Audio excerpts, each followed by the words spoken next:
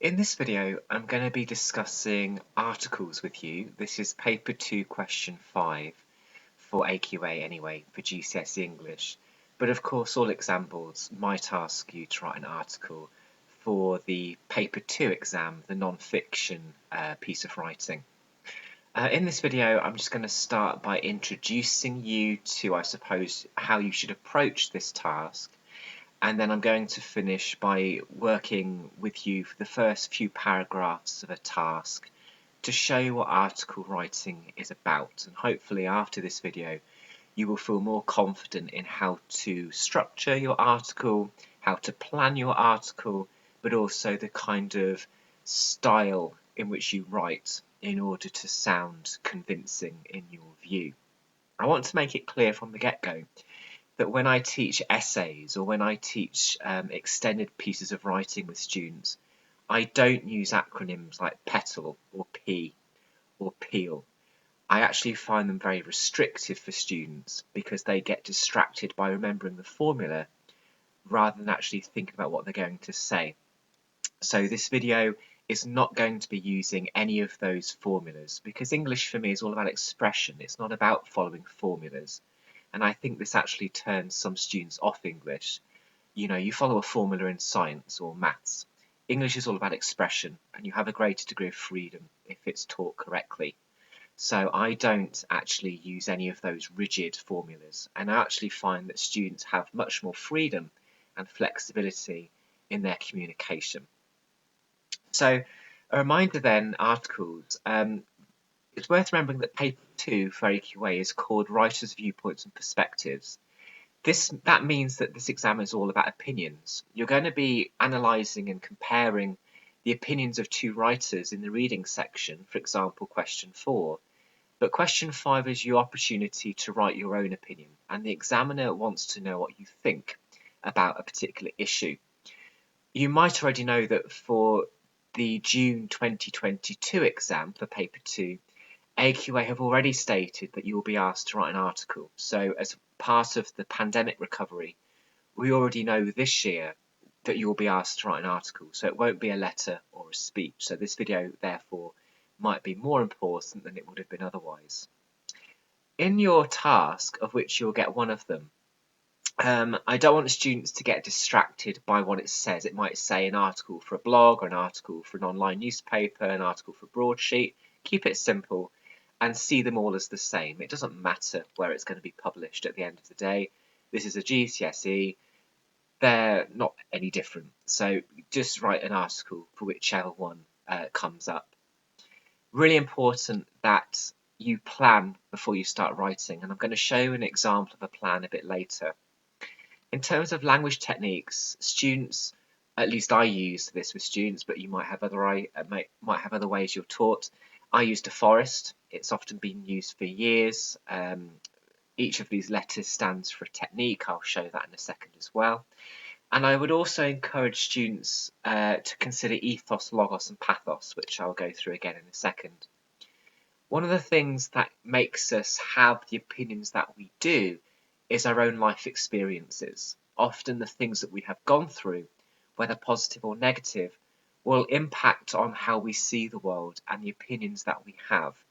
And I would certainly encourage students to use their own experiences, or indeed make them up, to enhance the credibility of you as a writer. We listen more to people if they establish credibility. In other words, why should we listen to you? So sometimes your own experiences can do that. The thing to do with this article is to make sure that you develop your opinion in enough detail. You won't get many marks if you write a very simple response. So you need to make sure you explain your opinion and perhaps why you have the opinion that you do in as much detail as possible, and don't cut any corners. I've already done a video about headlines. I do encourage my students to use a headline for an article in the same way that I would encourage them to use an address or dear for a letter. Otherwise, what's the point in telling you what type of text to write? So I always interpret that as a layout choice. So there's a video that I've already uploaded about headlines. I'm going to show you that again a bit later.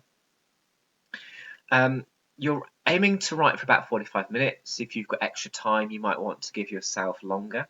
And you're aiming to write about 2 sides because that is enough to demonstrate your skill. And you don't want to be too short in your response because if you write a short response, you might not be able to show off as many writing skills. If you are aiming for a grade 4, remember, you're aiming to get approximately half marks. So the total marks is 40.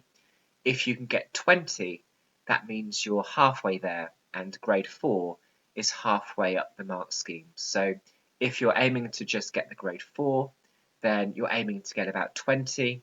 If you have a higher grade, obviously grades 5 to 9, then you need to get higher than that. So that's something important to bear in mind.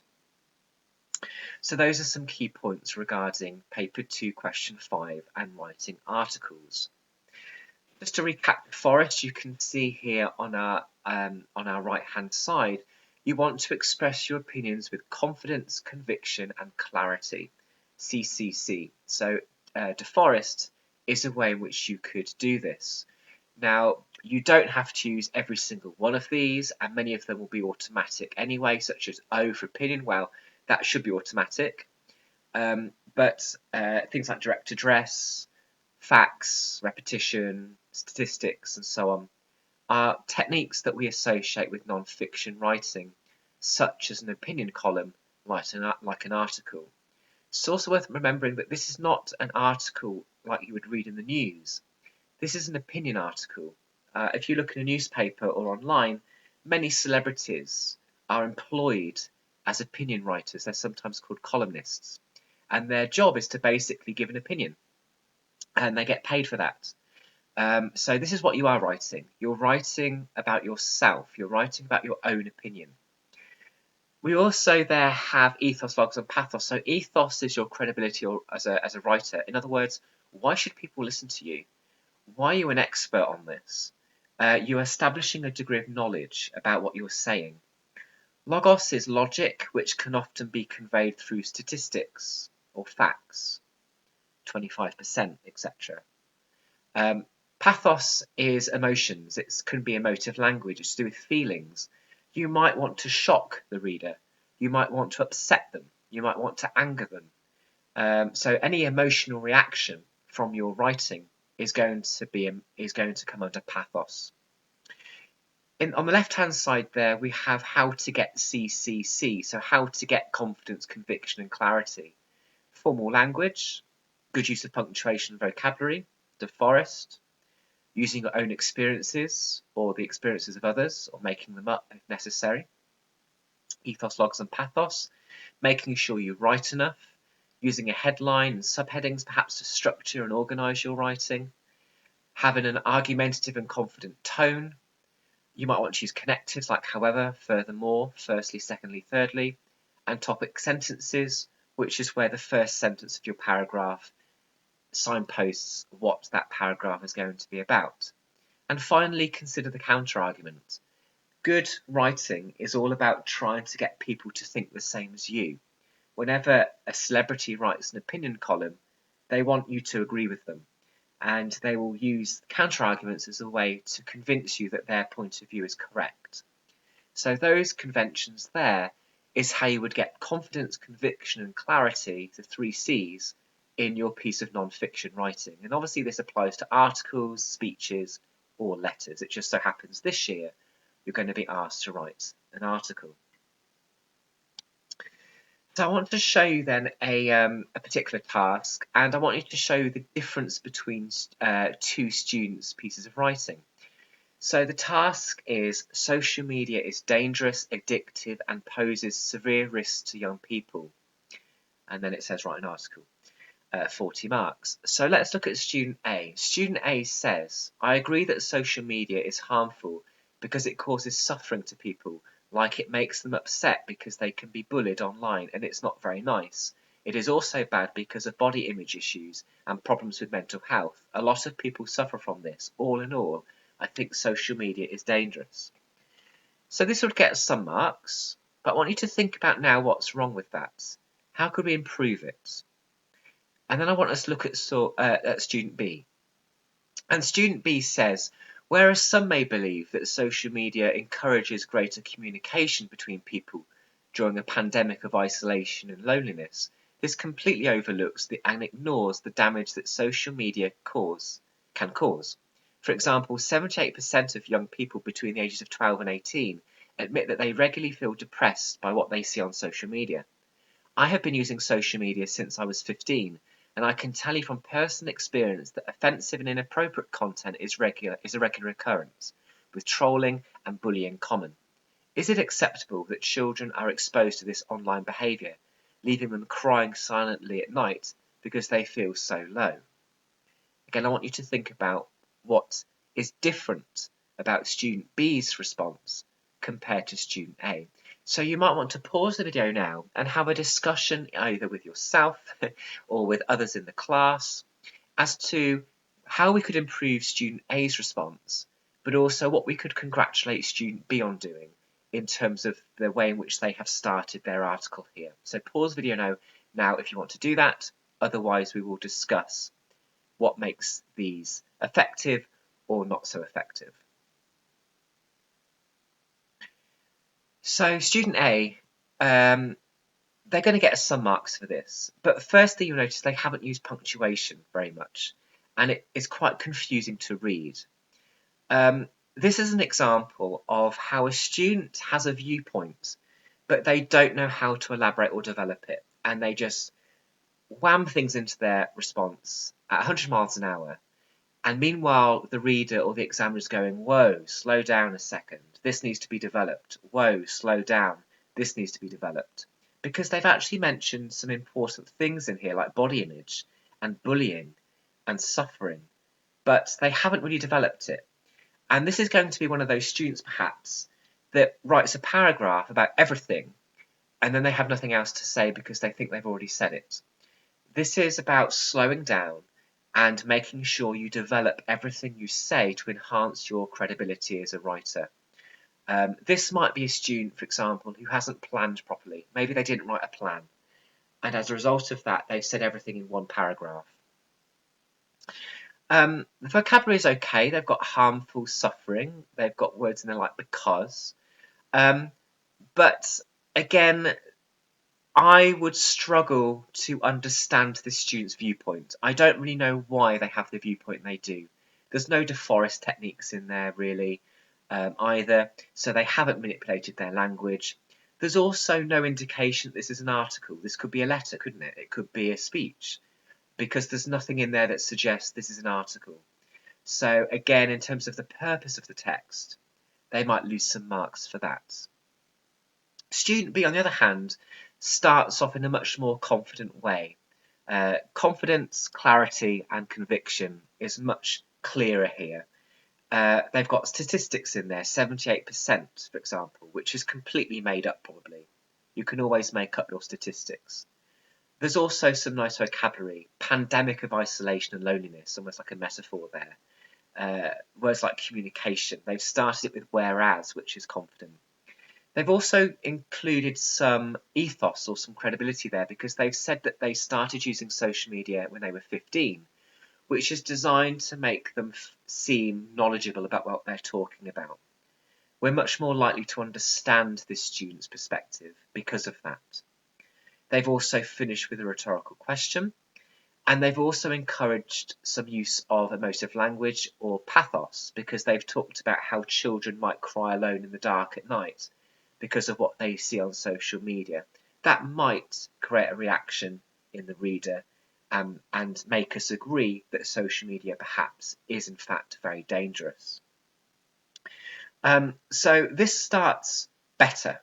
This is obviously not the total amount of writing. This is a good start, but I would be very interested to see how student B continues to develop this and keep getting those marks in the bag. And I would definitely say that student B here is at least a grade 4 standard, if not higher. So if you wanted to get the grade 4, then that is how you would need to write like that. They've also started student B with a counter-argument. They've said, you know, whereas some people might believe that social media is a good thing because it makes people communicate and we've all just been through a pandemic and lockdowns where we've all perhaps been lonely at one point or another, they've started by saying, well, social media is a good thing, but then they switch it round, don't they? They say this completely overlooks and ignores the damage. So what they've done is they've started their paragraph with a counter-argument, but then they've switched it round and almost demolished that argument to be more convincing. There is also a sense here just in the tone of their writing that they know what they're talking about, that they almost demand to be listened to because they're some kind of expert on this issue. They don't give the impression, for example, that they don't have a clue what they're saying about. It's clear that they know what social media is and they know what they think, and that's showing in that conviction and that confidence. So it's quite an interesting thing to do sometimes, to compare students together like this and think about, well, how are they different? So to continue further, let's talk about planning. The proof is always in the planning for extended writing. So whether you write an essay for English literature, or whether you write a story for paper 1, or an article for paper 2 for GCSE, you need to plan. And this is a 5-minute task maximum. You can see here that this student has just put plan. They're going to start with a headline, and then they've got 1, 2, 3, suggesting they're going to write 3 paragraphs, and each paragraph has a specific focus. They're going to start by just introducing social media, then they're going to talk about health and body image, like trolling, bullying. They're going to add in there some kind of example and statistics, and then the final paragraph is going to be about phone addiction, perhaps screen time, how young people maybe look at their phones for hours and hours and hours on end, how that's damaging to their sleep perhaps, but also means that they don't actually have conversations anymore because they're looking at their phones all the time. Be honest with yourself. Are you addicted to your phone? Look at your screen time. How long do you spend on looking at your phone every day? I've certainly had students who have spent 12 hours a day looking at their phone, and it shocks them, really, because they don't realise. They've also put their deforest in brackets to remind them to manipulate some language by using some techniques. And on the right-hand side there, they've just jotted down counter view and to remind themselves that they need to maybe mention some benefits of social media to start a couple of paragraphs to show that they have also thought about the counter-argument and what they're going to be disagreeing with. So that is a plan. And if you're in the zone in the exam and everything's quiet, there is no reason why that can't take you 5 minutes to do. Just that simple outline gives you a structure, and you can also base your subheadings from that, and you can also start to plan maybe some phrases. But something like that is a simple plan, so you know exactly what you're going to say and in what order. Okay, so let's look then at how to bring this all together. Again, we've still got our same task about social media. You're within your right to obviously disagree with this task. You might actually say social media is a good thing. So for the purposes of this video, we're going to go down the route of social media being a bad thing. In my video recently, I uploaded a video all about headlines. I've taken a headline from that video. Social media is dangerous and addictive as drugs, : why are we allowing our young people exposure to a mentally destructive ticking bomb? That's a very good headline. You've got colons in there, well, a colon in there, you've got a rhetorical question, you've got similes and metaphors, and immediately it lets the reader know what your opinion is. And it's very strong worded, isn't it? It's very opinionated. This is somebody that isn't mincing their words. They are really arguing their side of this. And they begin their article with a little introduction. And they say social media is now a phrase that we hear several times a day. It has even been shortened to socials. It is clear that social media is here to stay. Social media includes many apps that are all free to use, including Twitter, Snapchat and Instagram, and perhaps the oldest of them all, Facebook. Billions of people update their accounts every day with happy photos of family bliss, gym updates and images of their latest meal. Whereas this may seem like harmless fun, social media is dangerous, offensive, and poses huge risks, particularly to the young. In my view, social media is a plague, turning people into robots who would rather look at their phones than engage in real conversation. At the end of this video, we're going to discuss what makes this an effective beginning, perhaps. So you might want to pause this video and think about that now. But without further ado, let's go into the next paragraph of this article.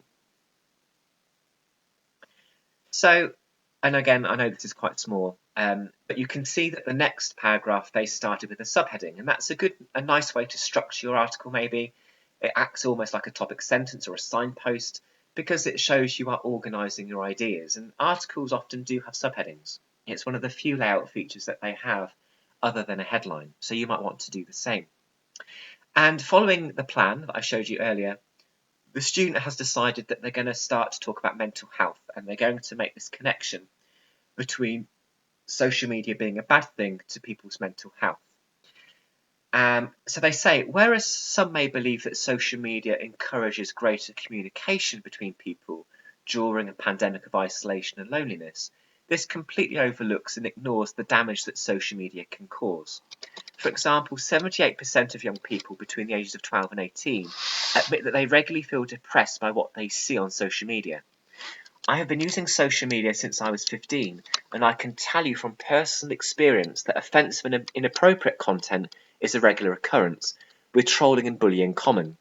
According to a recent survey, 92% of children stated that they have experienced online abuse. This is outrageous. Is it acceptable that children are exposed to this online behaviour, leaving them crying silently at night because they feel so low? Social media companies appear useless at clamping down on trolling, which does not protect users at all.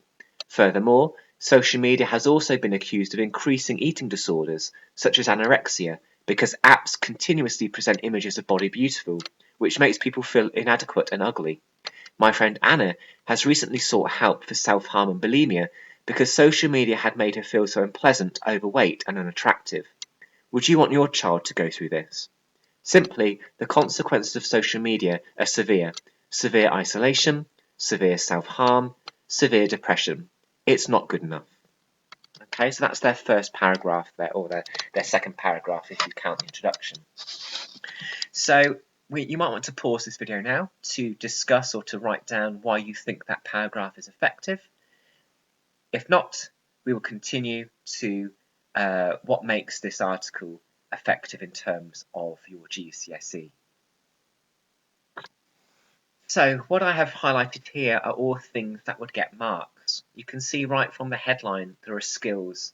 We've got a simile, colons in the headline. We've got phrases like mentally destructive, nice vocabulary. We've got a rhetorical question, a metaphor, ticking bomb.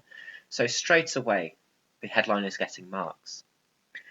In the grey there, in that first paragraph, I've highlighted that in grey because this is all about ethos. This is all about credibility. They're establishing their knowledge of this issue. And because they do that, it means that we believe that they are the right person to listen to. They know what they're talking about. They're an expert on this.